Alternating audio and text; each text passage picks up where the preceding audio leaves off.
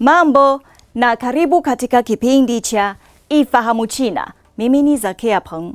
Mtandao unaokuwa wa huduma za hospitali za wagonjwa mahututi unaendelea kuwapunguzia wanafamilia mzigo wa kuwahudumia wagonjwa wazee wenye magonjwa yanayosababisha kifo na kulinda heshima yao hadi mwisho wa maisha yao. Katika safari ya maisha, wagonjwa mahututi wanavumilia mateso ya magonjwa yao. Wakati huo huo, wanafamilia wanaowahudumia muda wote mara nyingi wanaonyesha dalili za uchovu na kuhisi kuzidiwa na shinikizo lisilopungua.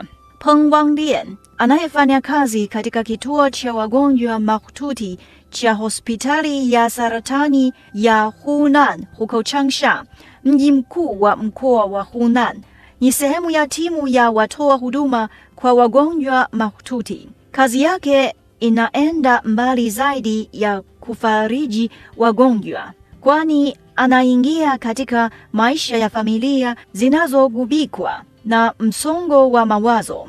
Anafanya kazi kuwapunguzia wanafamilia uchovu ili mapenzi yao kwa kila mmoja yasiondoke kutokana na uchovu na kutoelewana.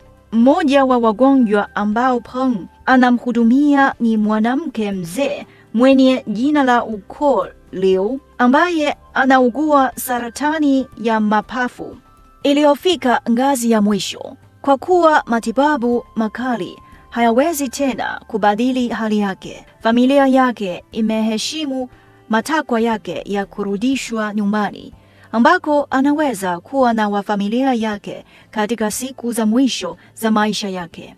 Mwaka huu ni wa 11 tangu Peng Wanglian aanze kufanya kazi katika kituo hicho. Kila siku yeye na mfanyakazi wenzake wanatembelea nyumba 5 ama 6 za wagonjwa wa saratani walio katika hatua za mwisho, wakitoa huduma ya bure ya kupunguza maumivu, ikiwemo kudhibiti maumivu, mwongozo wa kuuguza na usaidizi wa kisaikolojia. Kupitia miaka ya kutoa huduma majumbani, ameshuhudia sio tu maumivu ya wagonjwa bali pia mzigo unaotokana na ugonjwa huo kwa familia zao. Anasisitiza kuwa haitoshi tu kujikita pekee kwa wagonjwa, kwa sababu wanafamilia ambao mara nyingi wananaswa na mapenzi yao wenyewe na uchovu, pia wanahitaji kufuatiliwa na kuhudumiwa. Huduma kwa wagonjwa walio mahututi, ambayo inatoa usaidizi wa kina kwa watu wenye magonjwa yanayosababisha kifo na wazee, inalenga kupunguza maumivu, kuongeza ubora wa maisha na kuhakikisha kifo cha heshima kupitia huduma ya pande nyingi. Tangu mwaka 2017, Tume ya Afya ya China ilizindua miradi ya majaribio ya huduma ya wagonjwa mahututi katika miji na wilaya 185. Haya, kwa leo kipindi hiki kinaishia hapa. Katika kipindi kijacho nitaendelea kukuletea mambo mengine yanayovutia kuhusu utamaduni na jamii ya China. Asante kwa kuwa nami.